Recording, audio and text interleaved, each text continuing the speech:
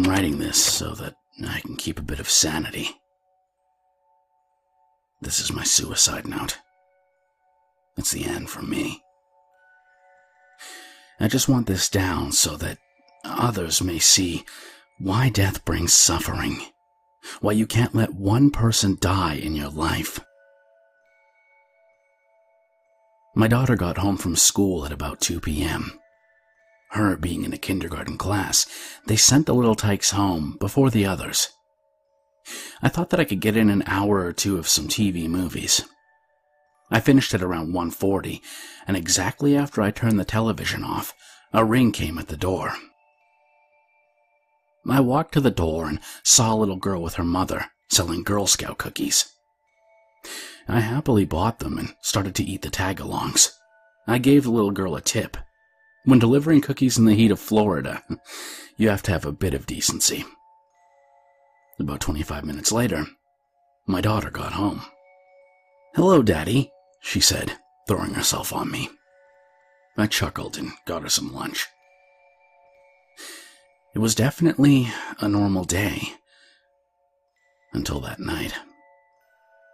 At around 1:40 a.m., my daughter screamed bloody murder. I quickly jumped out of bed and ran to her room.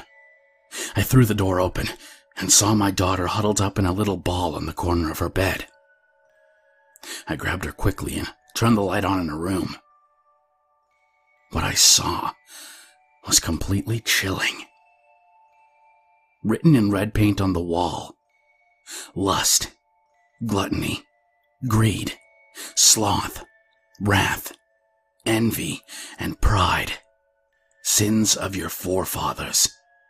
Sins you can't hide. What the hell was that supposed to mean? The 7 sins? My daughter started to hyperventilate and she started saying "Daddy" over and over again. I grabbed her asthma inhaler and tried to give it to her, but she went so far into an asthma attack that she really couldn't do much. I ran to my car with her and placed her in the back seat and drove as fast as I could to a nearby hospital. We were instantly admitted, and she was saved from going into cardiac arrest. It turned out that my daughter, at 5, had heart disease. It was about 7 years later, and during those 7 years, that things started to get really bad. It was Christmas time. I had a wife named Samantha and a son named Gregory. My daughter, Haley, was 12 years old. Greg was about 4. I was loving my life. The kids were happy. Samantha and I were happy. It was great. Except for the years previous. The first year, all of the women around me became aroused and flirted with me constantly. You want to know why that was bad? Because everyone that I rejected killed themselves in some horrid way. One gutted herself with a kitchen knife, and another hung herself from the gutter on her house. The second year, my daughter became infatuated with food, so much that her heart condition worsened. She was rushed to the hospital over 10 times during the course of the year, but when the year was up, she became anorexic and stopped eating much altogether. The third year, my house went into foreclosure, and I became very stingy with money and food. We later found out that the landowner of the house still had rights to our land and was stealing money out of my credit card for 2 years. I'm lucky that I met Samantha, and she let my daughter and I move into her home. We married in December and had my son in October. The fourth year, I was called by many talent agencies asking about my amazing singing skills, which I had shown off when I sat in with a band a month before the year started. The thing is, when I said no, they would keep calling me and calling until they became violent, calling me foul names. One of them even tried to kill me right outside my house. He shot at me with a handgun and clipped my ear. The fifth year, I became inexplicably angry at my daughter and wife for everything. I became abusive in the month of December, but in that same month, I fell down the stairs and suffered brain damage.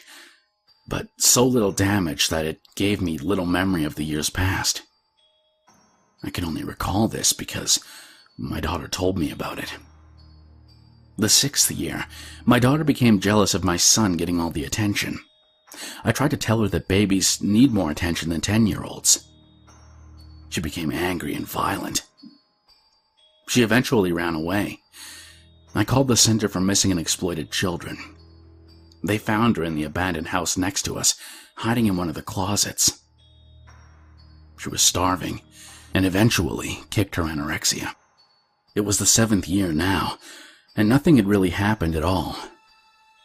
That is, until that night, at exactly 1:40 a.m., that the shit hit the fan. I heard my daughter scream, a blood-curdling scream.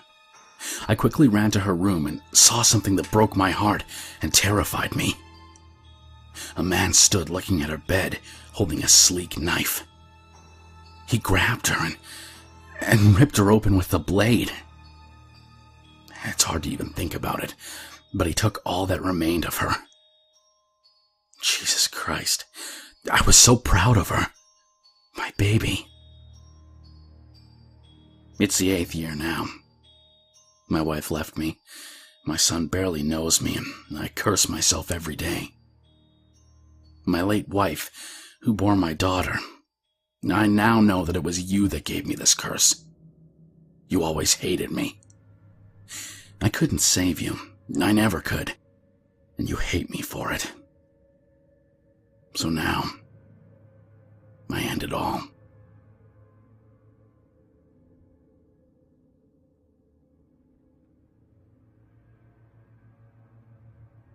Hello. This is Gregory, the boy in the story. I'm 36 now, and I was given this note from the police about a year ago. This suicide note was written by my father back in 1980. I was only 5 years old. When my mother got the news about my father, she cried for about an hour. I was alone, too, and it wasn't until 10 years later that my mother gave me the real story. She cried crocodile tears when she heard the news. The only emotion she harbored for my dad was hate. See, my father did all of those horrible things you see in the story. My father went insane at 1:40 a.m. in 1973, the date of his first wife and his anniversary. The psychologist he saw when his wife died had suspected that his wife's death was all his fault. He created an excuse and based his so-called revenge on the 7 deadly sins. The night of his wife's anniversary, he gave his daughter a shot of steroids, which gave her the heart condition. He killed every woman who flirted with him for 1 year, making their deaths look like suicides. The 2nd year, he stuffed his daughter full of food, making her eat the largest portions. He became upset when it did not kill her, so he made her throw up her food after every meal when the year was up. The 3rd year, he sold his house and let my mom use money from his credit card. He also became abusive for many years after. The 4th year, he claimed that he was the most talented singer ever, calling talent agencies and whatnot. When they turned him down, he would call them rude names, and he even tried to kill one man. He shot at the man right outside of his studio, clipping him in the ear. The 5th year, he tried to kill my mom and late sister many times, but my mother retaliated, pushing him down the stairs. He had acquired short-term memory loss and couldn't remember much about that month. The 6th year, he drove my sister out of the house, calling her a stupid bitch or fucking whore.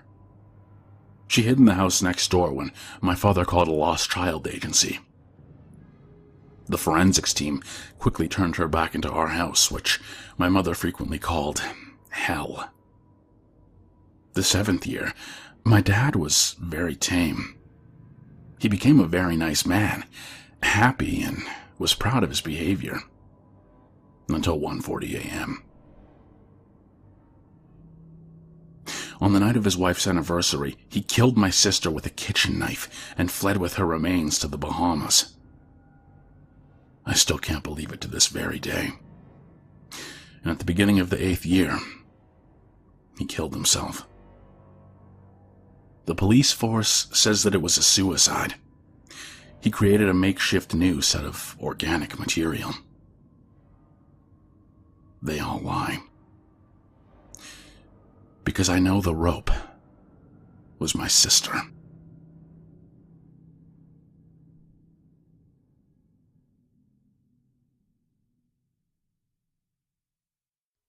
If you made it this far, I hope you'll follow me on Twitter at KingSpook Creepy.